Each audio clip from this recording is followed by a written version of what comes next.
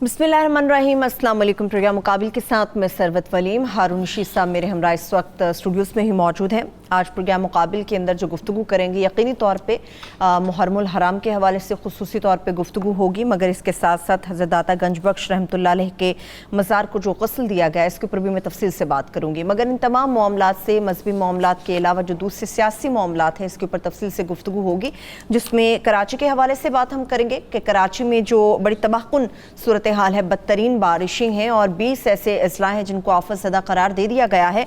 मगर इस आफत में एक और नया इजाफा ये होने जा रहा है कि आज रात 12 बजे जिनके जितने भी बल्दियाती इदारे हैं तमाम के तमाम तहलील हो जाएंगे। अब कराची का एडमिनिस्ट्रेटिव कौन होगा जो इन तमाम मामलात को देखेगा? दो ऐसे नाम सामने आ रहे हैं, दोनों नामों के ऊपर तफसील से गुफ्तगू होगी। मगर इमरान खान साहब के हवाले से हारून साहब ने भी कल प्रोग्राम मुकाबिल में ये बात की थी। यकीनी तौर पर वज़ीर आज़म का इखलाकी फ़र्ज़ है कि इस सूरत हाल में जब कराची की अवाम शदीद मुश्किल में है, एक मॉरल ड्यूटी आपकी ये है कि आपको कराची जाना चाहिए। चौधरी शुजात साहब ने भी यही मशवरा दिया है खान साहब को। अब देखना ये है, उनका कहा गया है कि जल्दी जाएंगे, लेकिन अब ये देखना है कि कब वो कराची के लिए रवाना होते हैं और वहाँ पर क्या ऐसे तमाम काम है या इक़दामात है जो कि वज़ीर आज़म की तरफ से कहा जाएगा कि उनके ऊपर अमल किया जाए और फौरी तौर पर किया जाए। इसके अलावा एनर्जी सेक्टर के हवाले से कुछ अहम डिटेल्स हैं, वो भी आपके साथ शेयर करेंगे। वन बाय वन मुख्तलिफ ऐसे मौज़ूआत हैं जिनके ऊपर बात होगी। हारून साहब, वैसे तो मैं कराची के हवाले से और मुहर्रम के हवाले से खुसूसी तौर पे गुफ्तगू करना चाह रही थी, मगर अभी से कुछ देर पहले मैंने कुरैशी साहब की भी एक स्टेटमेंट देखी है। इन तमाम हालात में जब उन्होंने मुहर्रम की बात की, कराची की बात की, इसमें अहम गुफ्तगू उन्होंने मियाँ नवाज़ साहब से मुताल्लिक़ की। उन्होंने कहा कि नवाज़ साहब को जो मेडिकल एक्सपर्ट्स थे उनकी हिदायत पर बाहर भेजा गया था, ये मॉरल ड्यूटी थी जिसको हमने पूरा किया। अब उनका भी अखलाकी फ़र्ज़ है कि वो वापस आ जाए, चूँकि उनका इलाज नहीं हो रहा। मगर नून लीग कह रही है सितंबर के सेकंड वीक के बाद उनका इलाज वहाँ पे शुरू हो जाएगा, उसके बाद वो वतन वापस आ जाएंगे। आएंगे? देखिए, मुझे तो उनकी वापसी का कोई इम्कान नज़र नहीं आता, और जब वो जा रहे थे तो उस वक्त भी वाज़ेह था, और ज़ाहिर है अंडरस्टैंडिंग के तहत गए। खान साहब ने उस वक्त आँखें बंद रखी, कोई उनके लिए इसके सिवा कुछ चारा नहीं था, माहौल ऐसा पैदा हो गया था। देखिए, 4 बीमारियाँ हैं उन्हें, ब्लड प्रेशर है, गुर्दों की तकलीफ़ है, दिल का मर्ज़ है, शुगर है, जो रक्त दिल से दिमाग को जाती है उसमें प्रॉब्लम है। ठीक है, तो वो देखिए 2 पॉसिबिलिटीज़ हैं। क्या? अब उसकी तहकीक की जाए। एक चीज़ तो खैर वाज़ेह ही है तकरीबन, एक चीज़ है जिसकी तहकीक की जाए। इस तरह बयानबाजी से गुरेज करना चाहिए, बग़ैर सोचे समझे हर तरह के बयान दाग देते हैं। अपना हमारे कुरैशी साहब की बात कर रहे हैं, अपने जेलों वाले फवाद चौधरी साहब कि कभी इन्होंने ऐसा फैसला, क्योंकि अब पूरा माहौल था। डॉक्टर फैसल, देखिए ना, उसमें डॉक्टर 2 चीज़ें हो सकती हैं। तो डॉक्टर फैसल ने जो बात कही थी वो बड़ी अहम है कि देखिए प्लेटलेट्स का इतना मसला नहीं है। Doctor Faisal is among the most serious people, जो प्रोफेशनली भी चीफ एग्जीक्यूटिव हॉस्पिटल का रहे, उन्होंने बड़ी एक्सीलेंट तरीके से हॉस्पिटल को चलाया। फिर डॉक्टर राशिदा यास्मीन है, उनकी इंटेग्रिटी पे कभी कोई क्वेश्चन नहीं उठाया किसी ने, कभी किसी ने सवाल नहीं किया। ये जो बीमारी, दूसरा मसला ये है कि देखिए जब आदमी को इतने अमराज हों और वो बहुत आसूदा ज़िंदगी का आदी हो, बेहद, यानी जेल में भी उनकी मर्जी के बेड उन्हें दिया गया था, मर्जी का बावर्ची दिया गया था, खाने की हर चीज़ दी गई थी। वो एक बैरक थी, इसके बाद वो बहुत सीधी डिप्रेशन में चले जाते। तो अगर कोई हुई है, फ़र्ज़ कीजिए गड़बड़, तो वो ये बात लोग कहते हैं कि वो टेक्निकल सतह पे हुई है, यानी जिन लोगों ने रिपोर्टें मुरतब की उन्होंने कुछ गड़बड़ की। अब तो उसका कुछ हो नहीं सकता, अब खून इतना पुराना हो गया कि अब उससे कोई नतीजा अखज़ नहीं किया जा सकता। आएंगे वो क्यों नहीं? देखिए उनका तर्ज ज़िंदगी है एक, सिर्फ ये नहीं कि इक़्तिदार की वीकनेस और पैसों की वीकनेस है। बतौर वज़ीर आज़म वो क्या काम करते थे? 10 बजे सो के उठते थे, वो दफ्तर रहते थे, 4-5 बजे चले जाते थे, आध घंटा पौन घंटा वो बावर्ची से गुफ्तगू करते थे खाने से मुताल्लिक़। जी, नाश्ता कैसा होगा, दोपहर का खाना कैसा होगा, रात का खाना कैसा होगा, फिर उसको बाज़ औक़ात बीच में भी इंस्ट्रक्शंस देते थे। तो वो तो जो जिन लोगों ने उनके साथ खाना खाया वो जानते हैं कि 6, 7, 8 डिशें होनी चाहिए। फिर ये कि वो मजलिस पूरी बर्पा होती है, वो एक तफरीह करने वाले आदमी हैं। जब वो پرائم منسٹر ہاؤس میں ان کا دل نہیں لگتا تھا. کتنے چھوٹے چھوٹے ملکوں کے انہوں نے دورے کیے, کوئی مثال نہیں ہے. میرا خیال ہے کہ 3 4 5 سربراہوں کے دورے اگر شامل کر لیے جائیں تو بھٹو صاحب بہت دورے کرتے تھے مگر ان سے بھی بہت زیادہ کیے انہوں نے. بھٹو صاحب نے آخری دورہ تو خیر اس لیے کیا تھا کہ وہ مذاکرات کو ٹالنا چاہتے تھے اور یہ تاثر دینا چاہتے تھے کہ استحکام ہے. مگر یہ تو ایک سال میں زیادہ تر باہر کے ملکوں میں پھر مری چلے جاتے تھے. 40 کروڑ روپے مری کے گورنر ہاؤس پہ خرچ کیے گئے. گورنر ہاؤس ذاتی جیب سے, ذاتی جیب سے نہیں, سرکاری خزانے سے جب کرائے پہ دیا جاتا ہے. اور اس کا کرایہ جو 5 سٹار ہوٹل سے کئی گنا زیادہ ہے. سونے کی ٹوٹیاں ہیں یا ٹوٹی پوری سونے کی ہے یا اس پہ پانی سونے کا چڑھایا گیا ہے, اور وہ تو دیکھ کے نگاہ خیرہ ہو جاتی ہے. تو وہ سخت ڈپریشن بھی اس میں تھا. یہ بھی ایک پرابلم. لیکن وہاں بھی تو آسودہ زندگی گزار رہے ہیں اپنے بچوں کے پاس, آدھے سے زیادہ خاندان آسودہ گزار رہے ہیں نا. یہاں تو آسودہ نہیں گزار سکتے, آدھے سے زیادہ خاندان یہاں آئیں گے جب. وہاں جائیداد کے مسائل بھی تھے, وہ بھی انہوں نے حل کرنے تھے کہ کس کو کیا ملے گا, کیا ہوگا. اور اطلاعات یہ ہیں کہ صرف یہی نہیں ہے جائیداد جو نظر آتی ہے, اور بھی بہت ساری ہے, اور ذمہ دار لوگ یہ کہتے ہیں. اب یہاں آئیں اور سیدھے جیل چلے جائیں, پھر اسی ڈپریشن کا شکار ہو. وہ کیوں آئیں گے؟ وہ تو سیاسی زندگی اگر ان کی خطرے میں پڑ جائے, اگر وہ یہ سمجھیں کہ بھائی الیکشن کا مسئلہ ہو مثلاً, اگر میری موجودگی سے فرق پڑ سکتا, اگر ایسی صورتحال پیدا ہو جائے جس سے کوئی امکان ابھی نظر نہیں آ رہا, وہ میں عرض کرتا ہوں کہ کیوں نظر نہیں آ رہا.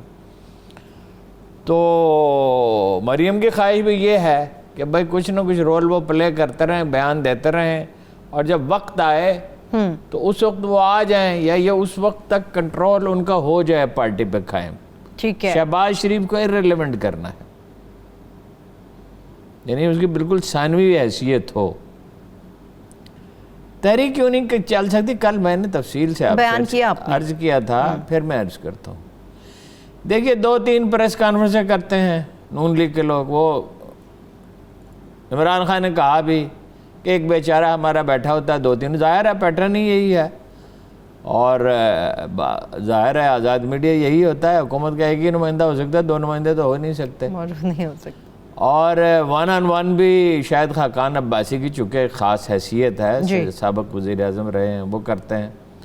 وہ میڈیا میں تو ایک ماحول وہ پیدا کر دیتے ہیں, باقی سارے عوامل تحریک کے حق میں نہیں ہے. کرونا ختم نہیں ہوا ہے, کم ہو گیا ہے, اور خدا کا شکر ہے کہ یہ بقرعید کا تو کوئی خاص سنگین نتائج نہیں ہوا, لیکن ابھی محرم کے جلوس نکلیں گے. ابھی کراچی ہے, ایک سیلاب کا اثر ابھی 10-15 دن رہے گا. ابھی اگر اس سیلاب کے ماحول میں رہبر کمیٹی کا اجلاس ہوتا ہے تو اس سے کوئی اچھا میسیج نہیں جائے گا. ٹھیک ہے, پھر بہت کوہین بھی نہیں ہے پارٹیوں کے انداز فکر میں, بہت سے مسائل ہیں وہ حل کرنا ہوتے ہیں. مشترکہ اپوزیشن یوں ہی نہیں, متحدہ اپوزیشن یوں ہی نہیں بن جاتی ہے. بہت سارے معاملات ہیں جن کا بہت ساری چیزیں اس میں پس پردہ طے کرنی ہوتی ہیں. میڈیا میں پریشر انہوں نے رکھا ہوا ہے, اور یہ پریشر جاری رہے گا. مگر تحریک کے لیے تو حالات تب سازگار ہوں گے جب کرونا ختم ہو چکا ہوگا. آپ باقاعدہ طور پہ لوگوں کو گھروں سے نکال پائیں گے. ہاں, نکال پائیں گے, بڑے بڑے جلوس نکل سکیں گے, اتفاق رائے ہو جائے گا, اور وہ اسٹیبلشمنٹ کی مدد کے بغیر نہیں ہو سکتا, اس وقت نہیں ہو سکتا. ابھی آپ نے یہ مکمل تفصیل کے ساتھ واضح بھی کیا تھا ہارون صاحب کہ تمام پتے اس وقت خان صاحب کے حق میں نکل رہے ہیں. زیادہ تر چیزیں ان کے حق میں جا رہی ہیں. مہنگائی بڑی ہے, چینی کا آٹے کا مسئلہ ہے, پیٹرول کا بھی ایشو ہونے والا ہے. لیکن جی پیٹرول کا بھی ایشو ہونے والا ہے. پیٹرول کا ایشو ہونے والا ہے. پیٹرول کا میں الگ بات کرتا ہوں, انرجی کے حوالے سے ہم خاص طور پہ الگ گفتگو کریں گے. اس وقت حالات سازگار نہیں ہیں.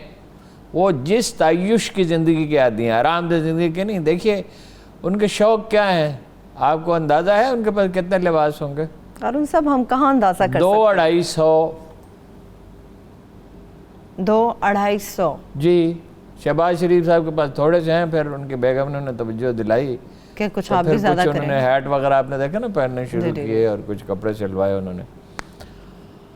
اور قیمتی چیزوں کا انہیں شوق ہے. وہ جو گھڑی انہوں نے خریدی تھی انہیں دی گئی تھی, وہ کہا جاتا تھا 25-30 کروڑ روپے بھی اس چاند کا ایک ٹکڑا لگا ہوا تھا. بھائی یہ نہیں پتا. ویسے آپ کو یاد ہوگا ڈار صاحب کی گھڑی کے اوپر بھی کافی چیزیں آئی تھیں. ہاں, ڈار صاحب جو ہے کام زیادہ تر ڈار صاحب ہی کرتے تھے. ابھی منظر سے غائب ہیں. ابھی تو بہت عابد شیر علی غائب ہے, ابھی بہت سارے لوگ غائب ہیں, ممکن ہے کچھ اور لوگ بھی غائب ہیں. وہ جب موسم آئے گا نا, یہ فصلی پرندے اس وقت آتے ہیں جب چھت پہ دانہ ڈالیں اور پانی رکھا ہو تو کبوتر آتے ہیں, ورنہ نہیں آتا. ٹھیک ہے, ٹھیک ہے. ابھی کراچی کے حوالے سے پھر گفتگو کو آگے بڑھائیں. یہ کراچی میں چودھری شجاعت نے بالکل ٹھیک کہا.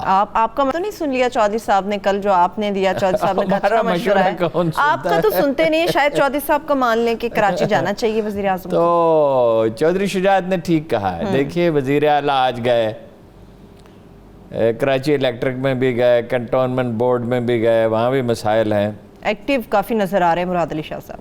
تو گورنر صاحب کیوں نہیں جا سکتے؟ وہ انہوں نے فون کیا کہ الیکٹرک کے سی ای او کو فون کیا, فون کیا, وہ جا کیوں نہیں سکتے شہر میں؟ باہر پانی ہو, نہیں نکل باہر, وہ جب وزیر اعلیٰ نکلتا ہے پانی نہیں ہوتا.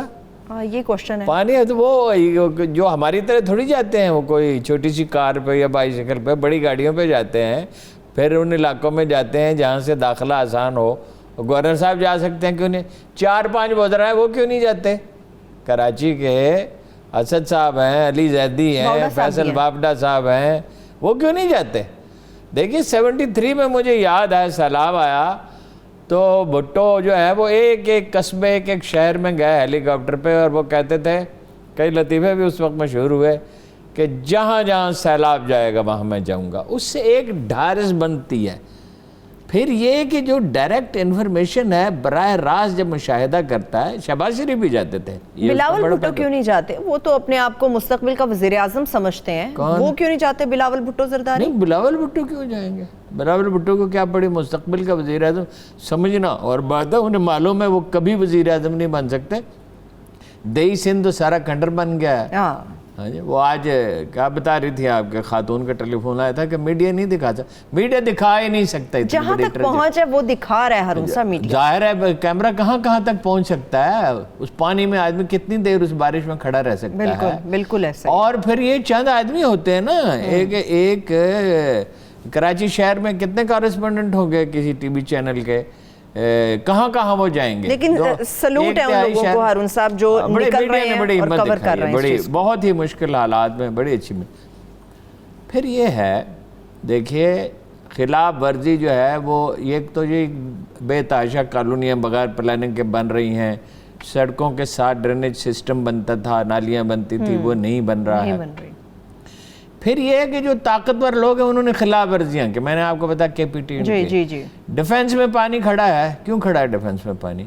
انہیں بھی تو اس پہ سید غنی صاحب کہہ رہے ہیں وہ ہماری ذمہ داری نہیں ہے. ہاں, سید غنی صاحب کی تو کوئی بھی ذمہ داری نہیں. سید غنی صاحب تو یوں بات کرتے ہیں اول تو کچھ ہوا ہی نہیں ہے, اور اگر ہوا ہے تو ہم ذمہ دار نہیں ہیں. اول تو ہوا ہی کچھ نہیں. وہ اس سے وہ کیا وہ بڑا مشہور کردار ہے مزک, کہ اس سے کہا کہ بھائی تم نے پڑوسی سے لیا تھا گلدان اور وہ توڑ دیا. اس نے کہا اول تو میں نے لیا ہی نہیں, اور اگر لیا تھا تو یہ پہلے سے ہی ٹوٹا ہوا تھا. اس کے بعد تو پھر کوئی آپشن نہیں, کوئی جواب. سعید غنی صاحب تو یہ بات کرتے ہیں نا, وزیر اعلیٰ بھی بعض اوقات یہ تاثر دیتے ہیں, وہ کہتے ہیں پوش علاقوں کی ہماری ذمہ داری نہیں ہے, جیسے ڈی ایچ اے ہو گیا. نہیں, ذمہ داری براہ راست تو یہ بات ٹھیک ہے کہ ان علاقوں کی انتظامیہ کنٹونمنٹ بورڈ کی اپنی ذمہ داریاں ہیں, اور ڈی ایچ اے کی بھی ذمہ داری ہے, اور جو لوگ ذمہ دار ہیں اس کے ان سے بات پرس ہونی چاہیے. دیکھیے جنرل آصف جنجوعہ نے سزا دی تھی نا لوگوں کو, ایک آدمی بہت المناک حادثہ پیش آیا تھا, انہوں نے بھی دی, انہوں نے بھی بعض لوگوں کو کارروائی کی, جنرل کیانی نے بھی کارروائی کی. جو لوگ اس کے ذمہ دار ہیں ان سے بات پرس کی جائے, ان سے بات پرس, جب طاقتوروں سے بات پرس کی جاتی ہے تو دوسرے. باقی اب فوری طور پہ تو کراچی کا کچھ نہیں ہو سکتا, یہ تو ایک لانگ ٹرم پلاننگ ہو سکتی ہے, جہاں کیا مسئلے کیا ہیں سب کو معلوم ہے. نالوں کی صفائی کا مسئلہ ہے, نکاسی آب کا مسئلہ ہے, کوڑے کا مسئلہ ہے, بجلی کا بھی مسئلہ ہے. آج ایک گھر ایسا ہے کہ اس میں کوئی 24 گھنٹے کے بعد پہلی دفعہ بجلی آئی کراچی میں, معلوم کیا. ویسے بہت سارے علاقے جہاں 2 دن سے جہاں 2 دن سے آئی نہیں ہے. بالکل. اچھا یہ ایک جامع منصوبہ بنانا پڑے گا اور کم از کم 100-150 ارب روپے 50 ارب روپے اس وقت خرچ ہوتے ہیں, 100-150 ارب روپے خرچ کرنے پڑیں گے. اس میں شہریوں کو انوالو کرنا پڑے گا. ہزاروں برس کا انسان کا تجربہ ہے اور سینکڑوں برس کا تو پریکٹیکلی ہے جب یہ بلدیاتی ادارے بنے ہیں کہ انتظام چھوٹی سطح پہ بہتر ہو سکتا ہے. اور اب تو دیکھیے جدید دنیا میں تو یہ ہے کہ ٹرانسپورٹ بھی, پولیس بھی, ایجوکیشن بھی, بہت سی چیزیں بلدیاتی ادارے ہینڈل کرتے ہیں. وہ ٹھیک ہے عمران خان نے بڑے شہر بڑے ملکوں کی طرح چلائے جاتے ہیں. تو وہاں جائیں, بیٹھیں, وقت دیں, انہیں پہلے جانا چاہیے تھا.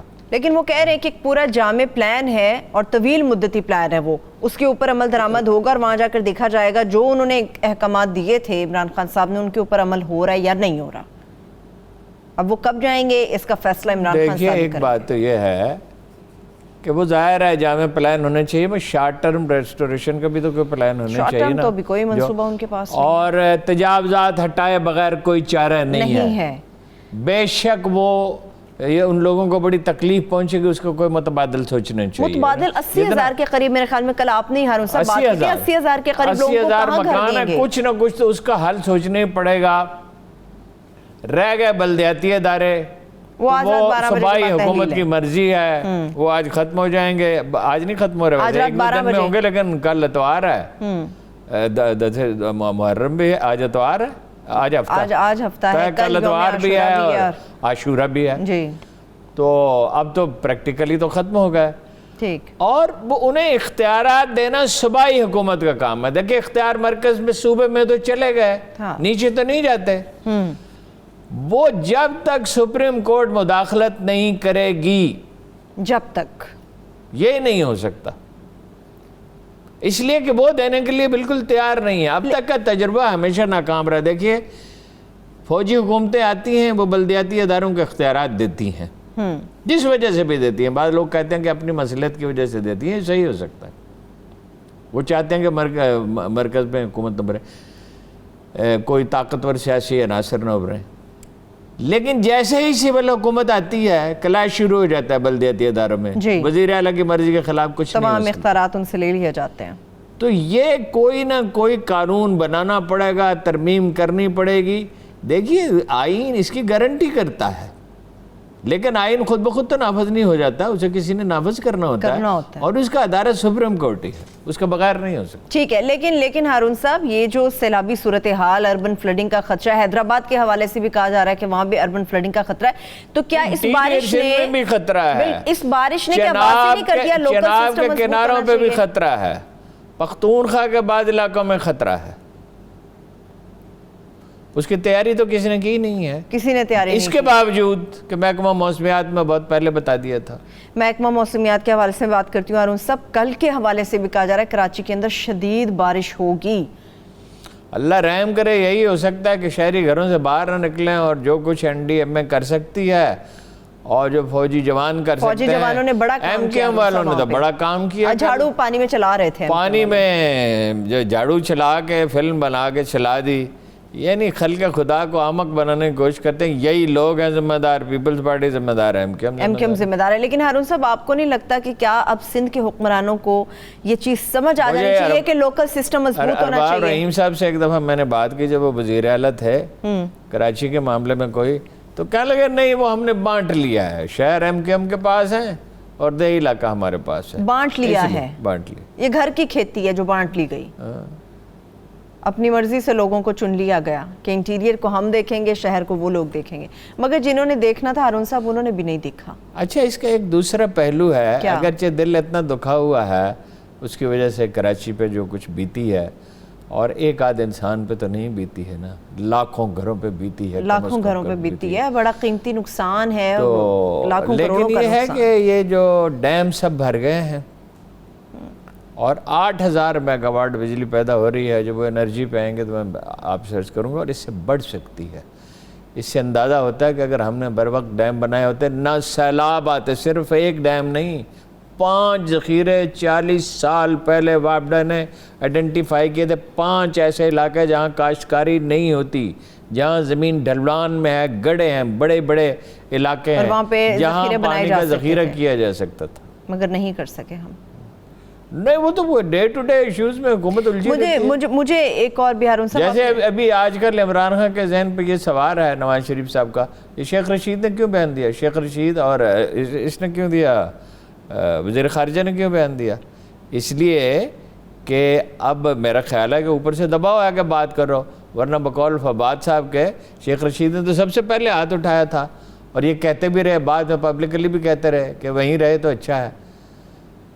اب حکومتیں تو ان چیزوں میں الجھی رہتی ہیں. ٹھیک ہے, میں حکومت کن احتساب کا معاملہ بھی یہی ہے, بھائی اس کو اداروں پہ چھوڑو, اس کو یہ وزیر اعظم کا کام ہے کہ ہر وقت اس پہ بات کرتا رہے. وزیر اعظم اپنے من پسند لوگوں کے حوالے سے بڑی بات بھی کرتے ہیں کہ بالکل ٹھیک ہیں وہ لوگ, ان کے اوپر کوئی معاملہ ایسا نہیں ہے جس کے اوپر احتساب کیا جا سکے. میں ایک چھوٹی سی بریک کی طرف چل رہی ہوں, جب بریک سے واپس آؤں گی تو احتساب کے حوالے سے بھی خاص طور پہ گفتگو کریں گے, اور اس کے علاوہ انرجی کو جو صورتحال اس کے اوپر بھی تفصیل سے بات کریں گے.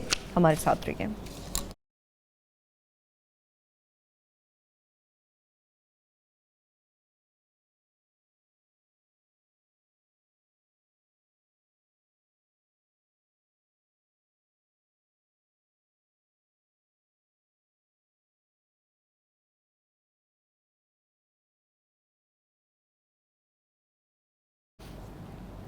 بریک کے بعد ایک بار پھر سے پروگرام میں ہم آپ کو خوش آمدید کہیں گے. ہارون صاحب, آپ نے احتساب کی بات کی تھی, احتساب تو کرنے دیا ہی نہیں جا رہا. ابھی سبطین خان صاحب کا بھی معاملہ پھر سے آ گیا ہے. نہیں, سبطین خان کا معاملہ تو کوئی ناقابل فہم ہے, عجیب و غریب خبریں چھپ رہی ہیں. کیا؟ حالانکہ یہ جو شہزاد صاحب ہیں یہاں لوکل ڈائریکٹر ہیں اس کے نیب کے, ان کی ریپوٹیشن بہت اچھی ہے. شہزاد اکبر صاحب کی نہیں بات کر رہا, تو ان کی ریپوٹیشن بہت اچھی ہے. دیکھیے, عدالت سے ڈانٹ پڑی باقاعدہ نیب کو اس پہ کہ وہ جب اس کے پاس کاغذات گئے, اس نے یہ کہا, جو اس کا موقف عدالت نے سنا اور نیب کو ڈانٹ پڑی. اب خبری آئی ہے کہ منظر حیات صاحب جو ہیں وہ وعدہ معاف گواہ بن گئے. منظر حیات صاحب اس وقت, جی اس وقت وہ ایم ڈی تھے, یہ مائننگ کا جو ہوتا ہے شعبہ, اس کے ان کے پاس گئے. کہ 25 لاکھ روپے سے گجرانوالہ میں ایک ارتھ ریسورس کمپنی بنی ہے, جعلی کمپنی ہے, اس میں نہ کوئی پارٹنر ہے نہ کوئی ایکسپرٹس ہیں, اور انہوں نے اب یہ جو خبریں آ رہی ہیں اس طرح کی کہ چنیوٹ کا خزانہ ان کے حوالے کر دیا. اس خزانے کی حالت بھی میں آپ کو بتاتا ہوں. جی جی. تو انہوں نے رپورٹ مانگی منظر حیات سے. ابھی وہ رپورٹ آئی نہیں تھی, یا آئی بھی تھی تو 17 نومبر 2007 کو پرویز الہی کی حکومت ہی ختم ہو گئی. 2008 کے الیکشن ہونے تھے نا, جو قدر تاخیر سے ہوئے چونکہ حادثہ ہو گیا تھا, محترمہ کا قتل کا واقعہ ہو گیا تھا.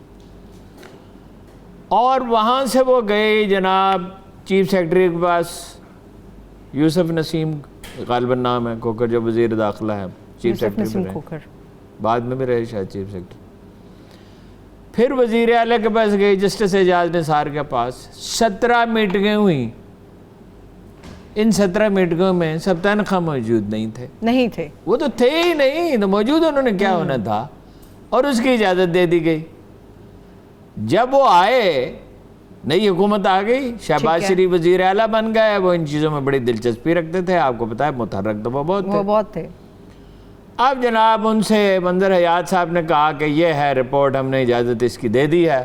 حالانکہ نگران حکومت کو اجازت نہیں دینی چاہیے تھی اتنے بڑے منصوبے کی, اگر وہ جو اس میں پاسبلٹی بظاہر نظر آ رہی. چند دنوں کے مہینوں کے مہمان ہوتے ہیں نگران حکومت, جن کی بھی آئے, وہ انہوں نے جا کے نواز شریف صاحب نے افتتاح کر دیا اور کہا کہ صرف لوہا نہیں ہے.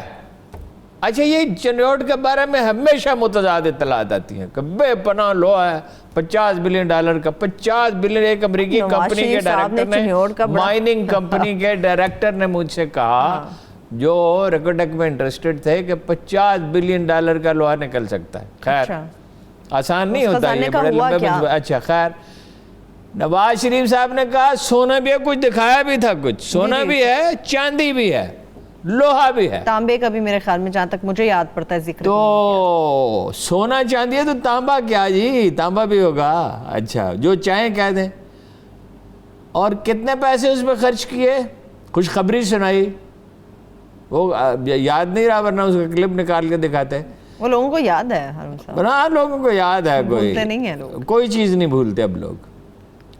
5 अरब रुपए उस पर खर्च किए गए। ये खुशखबरी हमें 5 अरब रुपए में पड़ी जी।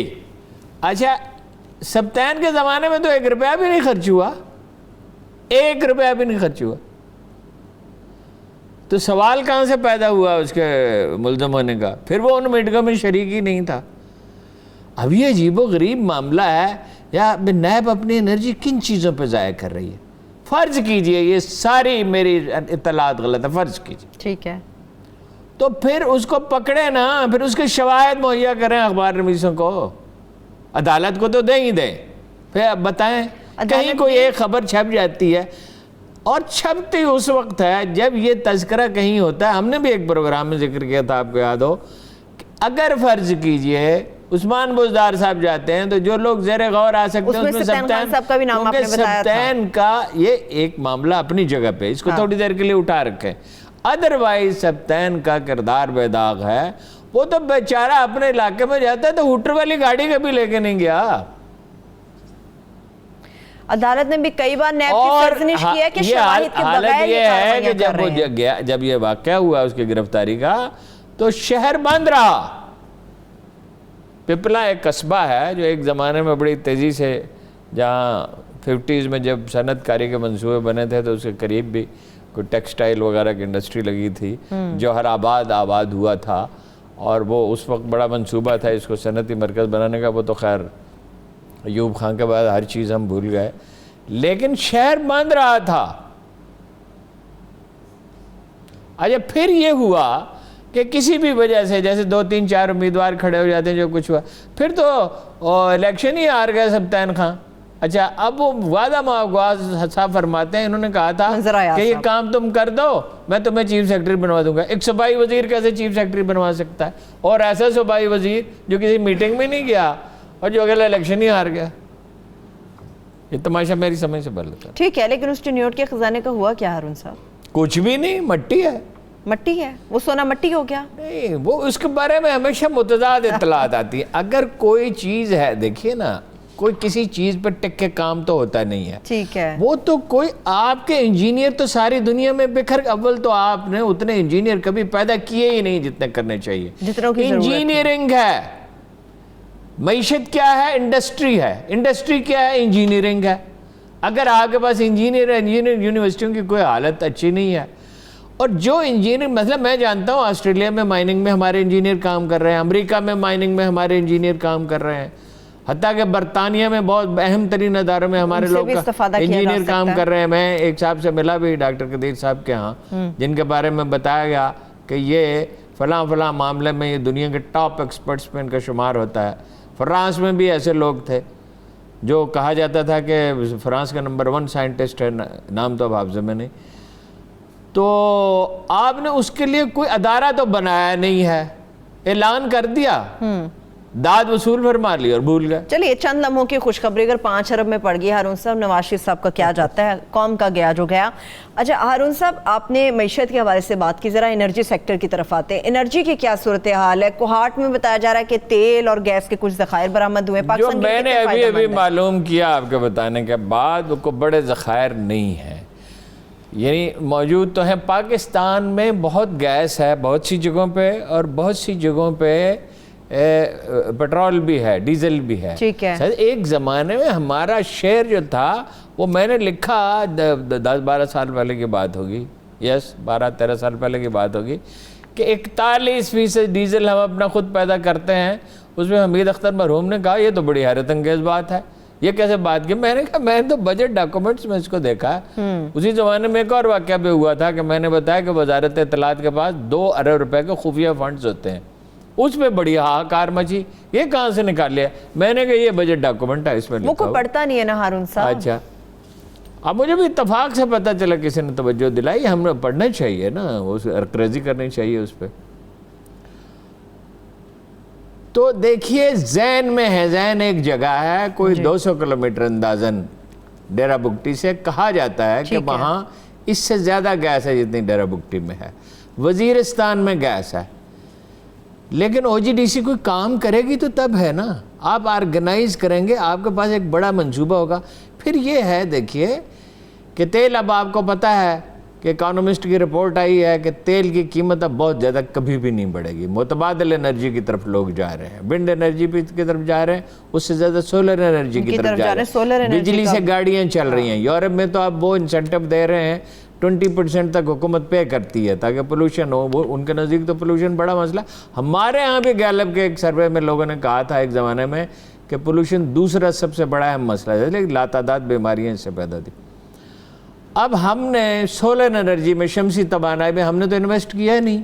ہم تو اگر ہم چاہیں ترکی میں اگر آپ جائیں تو ہر آپ کو دوسرے تیسرے گھر پہ وہ انٹرنل نظر آئے گا اور وہ سولر پینل لگے ہوئے نظر آئیں گے جس طرح ٹی وی کے لگے ہوتے ہیں۔ چین میں بھی یہی صورتحال ہے بہت سے علاقوں میں۔ اگر ہم ان کے پاس سے وہ ٹیکنالوجی ٹرانسفر کر سکتے ہیں، اگر ہم چاہیں، ہمارے ہاں تو سارا سال سورج چمکتا ہے بیشتر علاقوں میں، مگر ہم صرف جا نہیں رہے۔ اگر ہم، ہاں ظاہر ہے، وہ تو آج اگر شروع کریں گے تو برسوں بعد اس کے نتائج نکلیں گے۔ اسی طرح پانی کا کیا ہے، آزاد پتن کا اور ایک دو جنرل عاصم باجوہ صاحب نے نشاندہی کی ہے، ایک اور دو جگہوں پہ کر رہے ہیں۔ 2 ایٹمی بجلی گھر بھی اگلے برس کام شروع کر دیں گے، مگر اس کے نتائج نکلیں گے وقت کے ساتھ۔ یہ چیزیں ترجیحات میں ابھی تو فی الحال تو صورتحال یہ ہے کہ 17 روپے پہ آپ خریدتے ہیں اور 14 روپے پہ آپ بیچتے ہیں۔ اب کہہ رہے ہیں جی کیپیسٹی پوری ہو گئی، بھئی کیپیسٹی تو پوری ہو گئی، لیکن اگر یہ بجلی استعمال کریں گے تو مصنوعات مہنگی پڑیں گی، اور دوسری بات یہ ہے کہ اس سے تو خسارہ بڑھتا ہی چلا جائے گا۔ سولر انرجی رہ گئی بجلی چوری، وہ آپ نے روکنی نہیں، اس کا تہیہ کیا ہوا ہے۔ بھائی کراچی میں ہزاروں لاکھوں لوگوں نے کنڈے لگائے ہوئے ہیں، سکھر ڈویژن میں لگائے ہوئے ہیں، قبائلی علاقوں میں لگائے ہوئے ہیں، پختونخوا کے بعض ایریا میں، پنجاب میں بھی ہیں، کم ہے۔ پنجاب میں نے پوائنٹ آؤٹ کر کے لکھا تھا کہ فلاں علاقے میں اتنے ہزار گیس کے جعلی کنیکشن ہیں زیر زمین، اور وزیر داخلہ کو وہ جو ہری ٹائی لگاتے تھے ان کا نام لے کے لکھا تھا کہ اگر آپ چاہیں تو میں آپ کو بتا سکتا ہوں کہ وہ کون آدمی ہے جو لاہور سے آیا اور جس نے یہ کنیکشن وغیرہ لگایا، اسلام آباد میں لگایا۔ یقیناً نہیں پوچھا ہوگا انہوں نے، انہیں کیا پرواہ ہے؟ انہیں کیا پرواہ ہے؟ سوال یہ ہے ہارون صاحب، انہیں کیا پرواہ ہے؟ شمسی توانائی پہ جانا پڑے گا، پانی پہ جانا پڑے گا، فیول بھی اب بہت مہنگا نہیں ہے، لیکن جب بجلی چوری ہو رہی ہے، اب تھوڑا سی تو قیمت بڑھی ہے۔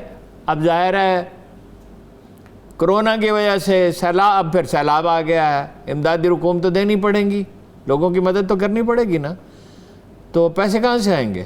ایک بار پھر بجلی مہنگی کریں گے، 7 روپے کی، ظاہر ہے پٹرول مہنگا ہوگا تو بجلی بھی کچھ نہ کچھ خطرہ ہے، پٹرول مہنگا ہوگا 3 سے 4 روپے کہہ رہے ہیں فی لیٹر بڑھ جائے گا، 3 سے 4 روپے بڑھ جائے گا جب وہ، تو ہمارے ہاں تو زیادہ ٹرانسپورٹ پہ خرچ ہوتا ہے، اب اس کا حل تو جو ہے وہ تو دوسرے ہیں، اس کی طرف تو ہم جا نہیں رہے۔ لیکن ہارون صاحب، عوام پہلے مہنگائی کی وجہ سے پریشان ہے، عمران خان صاحب بار بار سمجھاتے ہیں کہ یہ سخت فیصلے کیا 5 سال بھگتنے پڑیں گے عوام کو؟ نہیں، دیکھیے بھگتنے بھی پڑے ہیں، مسئلہ یہ ہے کہ اگر آپ ایک جامع منصوبہ فی الواقع بنا لیتے ہیں جو ایک پہلو سے نہیں ہوگا، یہ بلدیاتی اداروں سے میں آپ سے بار بار عرض کرتا ہوں کہ یہ سینکڑوں برس کا بنی نوع انسان کا تجربہ ہے۔ حضرت عمر کے دور میں گورنر جو ہے وہ بعض اوقات مرکز کے احکامات پہ اعتراض کرتے تھے، بعض اوقات ماننے سے انکار بھی کر دیتے تھے کہ خلق خدا کے مفاد میں نہیں ہے، گورنروں کے اتنے اختیارات ہیں۔ اب میں اس کی تفصیل کیا بتاؤں، یہ موقع نہیں ہے۔ بات یہ نظم و نسق نچلی سطح پر، لیڈرشپ کہاں سے آئے گی؟ سیاسی پارٹیوں کی حالت تو یہ پڑی ہوئی ہے نواز شریف صاحب کی جیب میں، اور یہ پڑی ہوئی ہے P T I Imran Khan کی جیب میں، اور یہ پڑی ہوئی ہے زرداری صاحب کی جیب میں، اور جمعیت علماء اسلام مولانا مفتی محمود کے صاحبزادے سے ان کی جیب میں منتقل ہو گئی، اور عبدالصمد اچکزئی سے محمود اچکزئی کو منتقل ہو گئی، اور غفار خان سے ولی خان کو، ولی خان سے ان کی بیگم صاحبہ کو، پھر ان کے صاحبزادے کو، اب ان کے پڑپوتے کی تیاری ہو رہی ہے، غفار خان کے پڑپوتا جو ہے وہ لیڈر۔ بھائی اس سے لیڈرشپ کہاں سے آئے؟ یونیورسٹیوں میں یونینیں نہیں بن سکتی، کالجوں میں، اس لیے کہ ہنگامہ اور فساد ہوتا ہے، ہمارا مزاج نہیں، حکومت کی ریٹ نہیں ہے۔ بلدیاتی اداروں سے لیڈرشپ ابھر سکتی ہے، وہ آپ بننے نہیں دیں گے، بننے نہیں دیتے۔ اس لیے صوبے کا مسئلہ ہے جی، مرسو سندھ نے ریسو، کون آپ سے سندھ لے رہا ہے؟ کوئی بھائی آپ بلدیاتی ادارے مضبوط بنائیں اور انہیں کام کرنے دیں۔ آپ لے گئے مرکز سے اپنا حصہ، تو شہروں کو کیوں نہیں دیتے؟ الٹیمیٹلی آپ ہی کی حکومت مضبوط اس ہوگی میں اگر آپ میرا خیال ہے کہ اگین اس میں سپریم کورٹ کو دخل دینا پڑے گا۔ 1 کروڑ سے اوپر آبادی کے جو شہر ہیں وہاں میٹروپولیٹن کارپوریشنیں بننی چاہیے، ان کے اختیارات میں بتدریج اضافہ ہونا چاہیے۔ اگر مشرف کے دور میں چل سکتا ہے، ایوب خان کے دور میں چل سکتے ہیں، ضیاء الحق کے دور میں، اب کیوں نہیں چل سکتے؟ سپریم کورٹ میں درخواست بھی دائر ہوئی ہے ہارون صاحب کہ ملک کے اندر صدارتی نظام آنا چاہیے۔ خان صاحب نے جو انٹرویو ایک نجی ٹی وی کو دیا اس میں بھی وہ کافی حمایتی نظر آئے صدارتی نظام کے۔ کیا ملک صدارتی نظام مشکل یہ ہے نا، مشکل اور ہے، کیا مشکل یہ ہے کہ تعصبات پر سیاست کرنی ہے۔ کالا باغ ڈیم آج بن گئے تھے، ویسے 2-3 ڈیم پہ تو کام شروع ہو گیا ہے، محمد پہ ہو گیا ہے، بادشاہ پہ ہو گیا ہے۔ ڈیم کی اہمیت اپنی جگہ اگر یہ ڈیم بن گئے ہوتے تو آج ہم اس عذاب سے 2-4 نہ ہوتے۔ جب صوبے اگری نہیں کریں گے اور سیاسی پارٹیاں تعصبات کو ہوا دیں گے اور یہ تاثر دیں گی کہ سندھ برباد ہو جائے گا۔ کالا باغ ڈیم میں پانی آئے گا تو سندھ کو زیادہ پانی ملے گا نا۔ ڈیرہ اسماعیل خان آباد ہوگا، یہ وہ پختونخوا اسمبلی ریزولوشن کر دیا۔ آپ غور فرمائیے کہ بھائی اس کی رائلٹی پنجاب کو ملے گی، اس کو ایکسپلائٹ کر کے او بھائی رائلٹی پہ آپ مذاکرات کر لو کہ رائلٹی چونکہ مرکز کے پیسے سے اس سے بنتا ہے، مرکزی حکومت اس پہ اخراجات کرتی ہے، مگر اس کی تو پھر ظاہر ہے امپلیکیشن دوسروں پہ بھی ہوگی، دوسروں پہ بھی ہوتی ہے۔ پھر دوسرے جو ڈیم بنے ہوئے ہیں تو آپ اس کا کوئی حل نکالو۔ یہ کوئی حل نہیں ہے۔ عبدالولی خان نے کہا وابڈا کے چیئرمین سے کہ 100% آپ کے دلائل درست ہیں، پھر بھی ہم مخالفت کریں گے۔ اس کے بعد پہ کیا بات کرنا باقی رہ جاتی ہے؟ صدارتی نظام جو ہے obviously ہمارے مزاج کو زیادہ سوٹ کرتا ہے، لیکن وہ طاقت سے تو مسلط نہیں کیا جا سکتا نا۔ تو قوم میں کوئی اتفاق رائے پیدا کرنا ہوگا، فعال طبقات اس کے لیے سرگرم ہوں گے۔ اب یہ کیا ہے، جاگیردار صاحب آ جاتے ہیں، کام کا کوئی آدمی ہوتا نہیں ہے، تو اب اسلام آباد ہائی کورٹ نے کہا کہ یہ وزارتیں نہیں چلا سکتے۔ یہ پولیٹکس نہیں ہو جائے گی پھر؟ اس زمرے میں نہیں آ جائے گا، یہ سیاست کے زمرے میں نہیں آ جاتی اس طرح کے بیان؟ بات آتی بھی ہے کہ اعتبار سے، لیکن اب وہ وزارتیں نہیں چلا سکتے۔ میں اس پہ بریک سے واپس آ کے بات کر لیتی ہوں۔ سب ایک چھوٹی سی بریک کی طرف چل رہے ہیں، جب بریک سے واپس آئیں گے تو اس حوالے سے بھی گفتگو کریں گے، مگر خاص طور پہ 9 محرم الحرام کے حوالے سے خصوصی گفتگو ہوگی۔ ہمارے ساتھ رہیے۔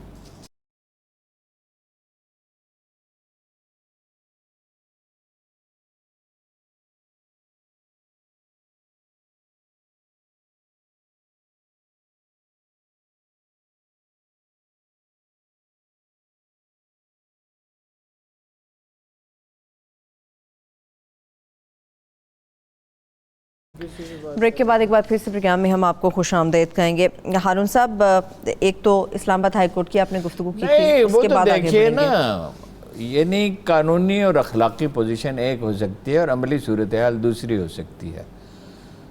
وہ جو ان کے ساتھی تھے جن میں مقدمہ چل رہا ہے زرداری صاحب کے، وہ ہر سیکٹری جانتا تھا، انور مجید صاحب کے زرداری صاحب کے آدمی ہیں تو ان کی بات سنتا تھا اور اس پہ عمل کرتا تھا۔ اگر چیف ایگزیکٹو یعنی وزیر اعظم یہ طے کر لیتا ہے کہ اس کو سپیس دینی ہے فلاں آدمی کو، تو ظاہر ہے بیوروکریسی اس کی بات سنے گی، نظر انداز کیسے کر سکتی ہے؟ پنجاب کی بیوروکریسی سن رہی ہے گلزار صاحب کے گفتگو یا باتیں جو وہ کہتے ہیں؟ وہ تو دیکھیے اس کے ٹیکٹ فل ہونے پہ بھی ہوتا ہے نا، وہ کتنا ٹیکٹ فل ہے اور کتنا کام لے سکتا ہے۔ پہلے سے تو صورتحال بہرحال بہتر ہے، کافی بہتر ہے، نسبتاً متعارف ہو گیا۔ ٹھیک ہے ہارون صاحب، محرم پہ میں نے بات کرنی ہے، مگر جو حضرت داتا گنج بخش رحمۃ اللہ علیہ کے مزار کو غسل دیا گیا ہے، نوجوان نسل کو یہ پتہ ہے کہ یہ سب ہوتا ہے، مگر ان کی تعلیمات کیا ہے، اس کے بارے میں کچھ بیان کیجئے۔ سید حجویر مخدوم امم، اقبال نے کہا سید حجویر مخدوم امم، مرکد او پیر سنجر راہ حرم، خاک پنجاب از دم او زندہ گشت، صبح ماہ از مہر او تابندہ گشت۔ یعنی وہ امتوں کے قوموں کے سردار ہیں، اور ان کا جو مزار ہے وہ پیر سنجر کے لیے حرم کسی حرمت رکھتا ہے. کسی حرم تو نہیں کوئی چیز ہو سکتا. وہ تو ہسپانیہ کے بارے میں بھی کہا, ہسپانیہ تو مانند حرم پاک ہے تو میری نظر میں, خاموش اذان ہے تیری عبادت سے.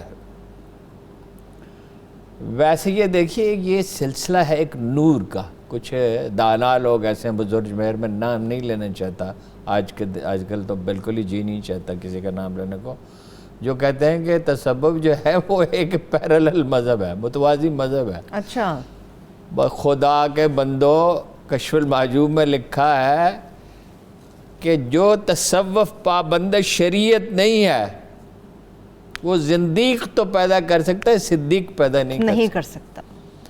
دیکھیے ان کا کمال کیا ہے جناب علی بن عثمان حجویری کا. ابھی وہ نوجوان آدمی تھے تو محمود غزنوی ان کی خدمت میں حاضر, اسی محلے میں رہتے تھے. فرمایا کہ میں جامع اموی میں, جو پہلی بہت بڑی مسجد تھی اپنا عالم اسلام میں, اب بھی باقی ہے, تو وہاں میں سویا پڑا تھا تو جناب رسالت مآب صلی اللہ علیہ وسلم کو میں نے دیکھا خواب میں. تو میں اٹھ کے خواب میں دیکھ رہے ہیں, ان کے قدم لیے, اور وہ تو ایک بزرگ کو جو بہت یعنی ضعیف نظر آ رہے تھے, بائیں ہاتھ لیے ہوئے تھے جناب رسول اکرم نے. تو عرب جب کسی کو بائیں ہاتھ لیتے ہیں تو اس کا مطلب اسے پناہ دی جاتی, اس کو پناہ دی. ہاں, پناہ دی. تو پوچھا یا رسول اللہ یہ کون ہے؟ تو انہوں نے کہا یہ تمہارے امام ہے ابو حنیفہ.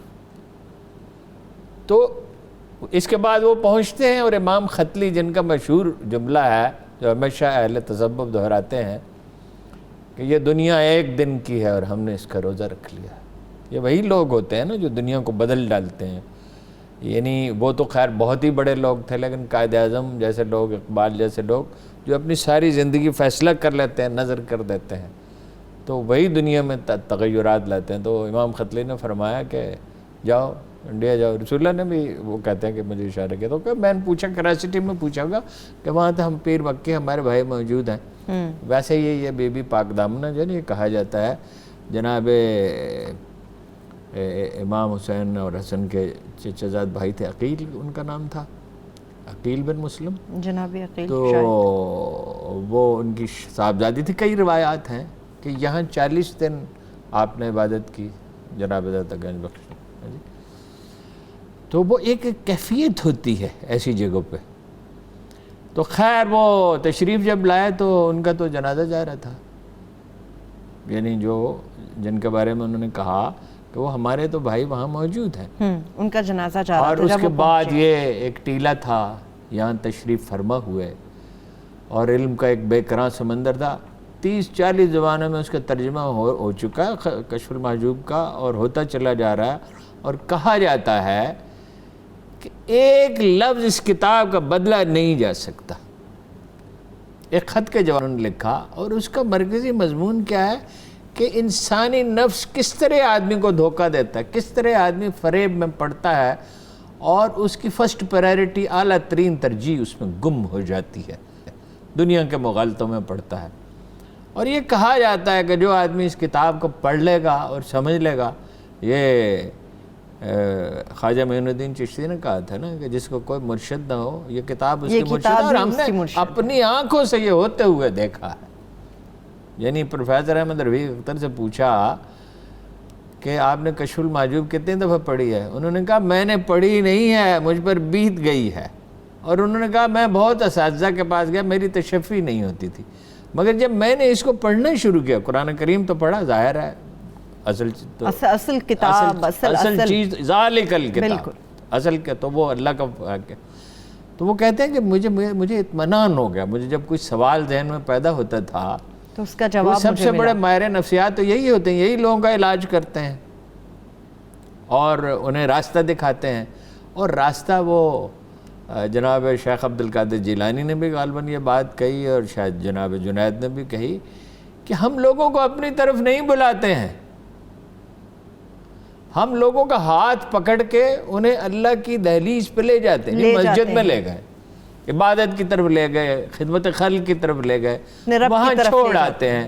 باقی سالک کی مرضی ہے، وہ جتنی جستجو وہ کرے گا، وہ جتنی ریاضت کرے گا اور جتنی صفائے قلب اس میں ہوگی، تو اس کی تعریف یہ کی جاتی ہے کہ تصوف حریہ، تصوف آزادی ہے۔ کس چیز سے؟ ادنا خیالات سے، گناہ سے، خرابی سے، خود غرضی سے، حسد سے، بغض سے، اناد سے۔ تصوف کو عاجزی بھی کہا جا سکتا ہے ہارون صاحب؟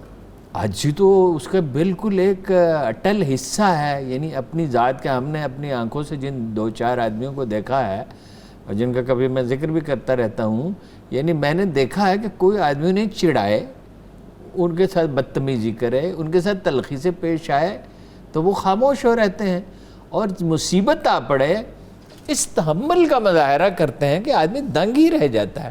جہاز چھوٹ رہا ہے، مثلا جہاز میں پہنچنا ہے تو وہ یوں ریلیکس بیٹھے ہوں گے جیسے کھانے کی میز پہ بیٹھے ہیں، اور کہیں گے کہ اگر مل گیا تو الحمدللہ، نہ ملا تو الحمدللہ، اللہ کی مرضی اسی میں ہے۔ کسی تکلیف میں، کسی پریشانی میں، کسی صدمے میں، ایک صاحب ہے مکان گر رہا تھا، اس کی چھت پہ بیٹھے تھے، ساتھ کھدائی کی گئی، پلازہ کے لیے کھدائی کی گئی تو اب دیوار گرنا شروع ہو گئی، اور اس گھر میں 15 20 25 30 آدمی ہیں۔ وہ آرام سے اس کی سیڑھیاں اترے، ان سے کہا بھائی اینٹیں لگاؤ، یہاں یہ کرو، جلدی سے کرو۔ اس کا گلہ نہیں کیا ان سے، جھگڑا نہیں کیا ان سے، بعد میں اس کا ذکر ہی نہیں کیا۔ یہی تصوف، یہ لوگ ہیں جو دیکھیے بائی ایگزامپل لیڈ کرنا پڑتا ہے۔ اب ایک آدمی بیٹھا ہوا ہے جو دنیا سے کچھ نہیں چاہتا۔ اللہ کے رسول نے فرمایا میری امت کے علماء جو ہیں وہ بنی اسرائیل کے انبیاء کے مانند ہیں۔ یہی وہ لوگ ہیں، کہیں کوئی داغ نہیں، کبھی جھوٹ نہیں بولا، کبھی کسی سے کوئی چیز کبھی چاہی نہیں، کبھی کسی سے کچھ مانگ نہیں، ہمیشہ دنیا کو عطا کیا۔ ہارون صاحب میرے پاس آخری چند منٹ ہیں۔ محرم الحرام کے کل انشاءاللہ تعالیٰ 10 محرم کے حوالے سے مکمل پروگرام مقابل کے اندر بات ہوگی، مگر محرم الحرام کے اس مہینے کی اہمیت اور فضیلت کے اوپر اگر چند منٹوں میں ہم کچھ بات کریں۔ دیکھیں گزارے یہ ہے، میرے لیے بہت مشکل ہوتی ہے اس میں کل تیاری کر کے آؤں گا، اس لیے کہ بڑا بوجھ طبیعت پہ پڑتا ہے۔ یہ ایسا سانحہ ہے، دیکھیے قرآن مجید کہتا ہے وَلَنَبْلُوَنَّكُمْ بِشَيْءٍ مِّنَ الْخَوْفِ وَالْجُوعِ وَنَقْصٍ مِّنَ الْأَمْوَالِ وَالْأَنفُسِ وَالثَّمَرَاتِ۔ یہ خوف سے آزمائیں گے، بھوک سے آزمائیں گے، جانوں کے نقصان سے آزمائیں گے۔ کربلا میں جو واقعہ پیش آیا اس کی تاریخ انسانی میں کوئی نظیر ہی نہیں ہے، یعنی تمام آزمائشیں اکٹھی ہو کے ایک آدمی پہ آ گئی ہیں، اور ایک خاندان، اور جو خاندان بھی کیا ہے، ساری امت مل کے بھی ہزاروں برس میں جس کا احسان چکا نہیں سکتی۔ اس میں ایک آدمی کھڑا ہوا ہے اور وہ یہ کہتا ہے کہ مجھے واپس جانے دو، یا مجھے یزید کے پاس لے چلو، یا مجھے سرحد پہ جانے دو، میں جہاد میں حصہ لوں گا۔ اور یہ بات بھی اس کی نہیں مانی جاتی، اور پانی لینے کے لیے جاتے 40-50 کلومیٹر کے فاصلے پہ تھا فرات، تو وہ راستے میں امبش کیا جاتا ہے انہیں۔ اور اس میں کمال یہ ہے جس پہ بہت کم غور کیا جاتا ہے کہ جناب امام کو اپنی کوئی فکر نہیں ہے۔ وہ فرماتے ہیں کہ روشنی بجھ گئی، صرف تلچھٹ باقی۔ انہیں تو صرف اس کا صدمہ تھا کہ یہ نور گم ہو رہا ہے۔ دیکھیے یزید کی بیعت تو جبرن لی گئی، اب لوگ بات کرتے ہوئے جھجکتے ہیں اور پوری بات کرتے نہیں ہیں، جبرن لی گئی۔ مگر اور جو اس کی زندگی تھی وہ اس وقت بھی ویسی تھی، بعد میں تو خیر کیا کیا اس نے کیا۔ پھر یہ ہے کہ جو لوگ اس کے لیے تعویلیں تراشتے ہیں انہیں کوئی خدا کا خوف ہونا چاہیے۔ جو لوگ یہ کہتے ہیں کہ یزید اس کا ذمہ دار نہیں تھا، تو قاتل جناب حسین کے اور دوسرے لوگوں کے جو قاتل ہیں اس خاندان کے، جس کی تعریف ہی نہیں بیان کی جا سکتی، جس کے لیے الفاظ ہی نہیں ملتے، وہ زندہ کیسے رہے اور وہ نوازے کیسے گئے، اور جو بچ رہے ان کے ساتھ کیا سلوک کیا گیا۔ کل اس پہ تفصیل سے بات کریں گے۔ یہ بڑا مشکل موضوع ہے اس کا حق ادا کرنا، یہ اہل علم کا کام ہے، یہ ہم اخبار نویسوں کا کام نہیں ہے، لیکن کل بات کریں گے اس پہ. لیکن انشاءاللہ تعالی محرم الحرام کے حوالے سے کل پروگرام مقابل میں ہم خصوصی طور پر کریں گے، اور کل کا پروگرام مقابل مکمل طور پہ محرم الحرام اور یوم عاشورہ کے حوالے سے ہوگا. ہارون صاحب آپ کے بھی وقت کا شکریہ، میرے تمام دیکھنے والوں کا شکریہ، مجھے اجازت دیجیے، اللہ حافظ.